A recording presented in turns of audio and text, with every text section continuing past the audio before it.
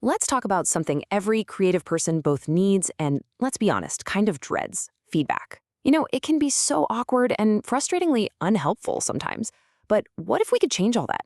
Today, we're going to break down exactly how you can turn that vague, confusing criticism into a clear, actionable skill that actually helps make the work better.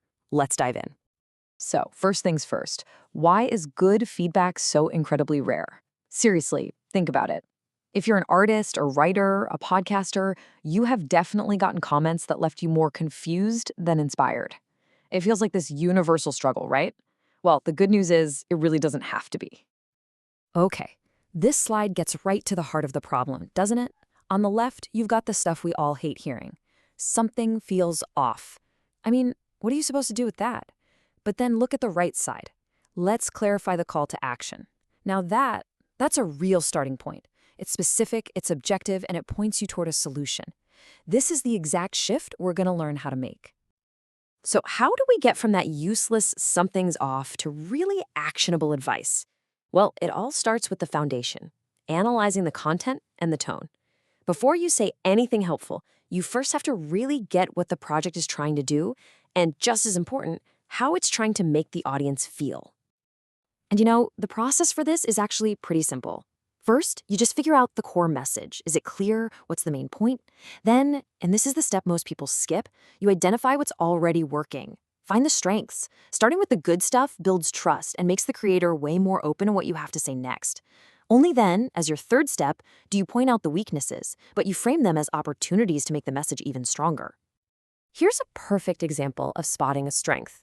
This line, "I made history in this melody," comes from a song that was analyzed in our source material. When you hear a line like that, you can point right to it and say, that's powerful. It's confident, it's thematic, and it hits you emotionally. This is exactly the kind of specific, positive observation that lays the groundwork for great feedback. Okay, so once you've got a handle on the content, the next critical layer is the audience. It's not enough for a message to just be clear. It has to actually connect with someone. Because a masterpiece that speaks to no one, well, that's just a monologue. And that brings us to maybe the most important question for any creator. Who is this actually for? So how do you even measure that connection? You can look for real, tangible things. Is the storytelling compelling enough to keep people hooked? Are there concrete examples that make big ideas feel real? Does it actually ask the audience to do something with a clear call to action? These aren't just buzzwords, These are the actual tools a creator uses to build that bridge to their audience. Really, it all boils down to this one simple question that you, as the feedback giver, need to ask. Who are you trying to reach? Is this for a small group of experts, or is it for total beginners?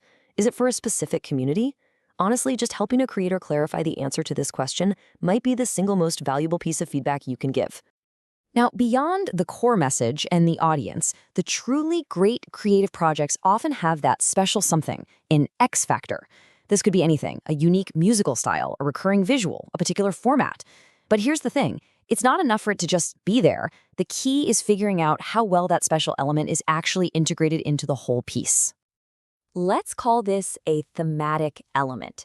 And this isn't just some gimmick, okay? It's a component that should be actively making the project's main message and its emotional impact even stronger. That unique element has to serve a real purpose beyond just being cool.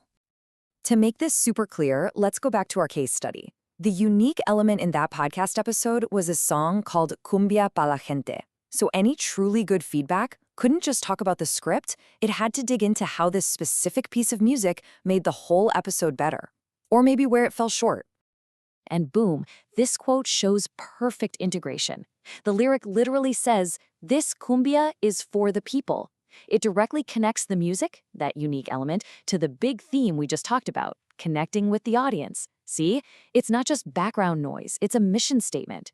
That's the kind of powerful synergy you should be looking for. So we've got our content, our audience connection, and our unique elements. Now it's time to zoom out and look at the blueprint, the branding and the structure. You can have all the right ingredients, but if the overall structure is confusing or feels inconsistent, the whole experience just falls flat for the audience. So here are the big architectural questions to ask yourself. Does this piece feel like it belongs to the creator's larger brand? Is the core message consistent all the way through? And what about the pacing? Are the transitions smooth or do they feel jarring?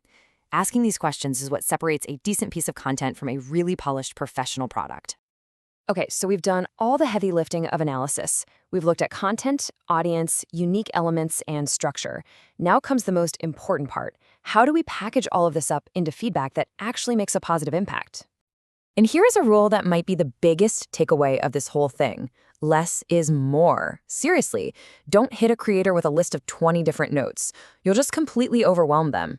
Instead, focus on the magic number, 3 to 5 key, actionable suggestions that are going to have the biggest possible impact. And this is the final roadmap. This is how you put it all together.